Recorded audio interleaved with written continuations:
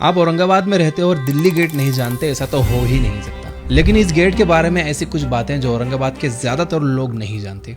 आओ बताता हूँ। 1658 में अपने पिता शाहजहां से बगावत करने के लिए औरंगजेब इसी गेट से गुजरे थे। इस गेट से निकलने के बाद इससे थोड़ी दूर अरसुल, जिसका नाम अब बदलते बदलते हरसुल हो गया है, वहाँ पर वो सराय में 10 दिन तक रुके थे। अब वो सराय सेंट्रल जेल बन चुकी है। इस गेट के बारे में दूसरा इंटरेस्टिंग फैक्ट, मार्च 1666 में शिवाजी महाराज अपने बेटे संभाजी महाराज के साथ शहंशाह औरंगजेब के आगरा इन्विटेशन पर इसी दरवाजे से 1000 सैनिकों के साथ गुजरे थे। शहंशाह औरंगजेब द्वारा बनाया गया यह दक्कन रीजन का सबसे बड़ा दरवाजा है और इसे सबसे खूबसूरत दरवाजा भी माना जाता है। चौथी बात, इस दरवाजे की बनावट में बहुत बारीकियां हैं। यह औरंगाबाद में दाखिल होने का मेन एंट्रेंस था। इसके दोनों साइड्स ऑक्टागोनल बेस्टियंस हैं।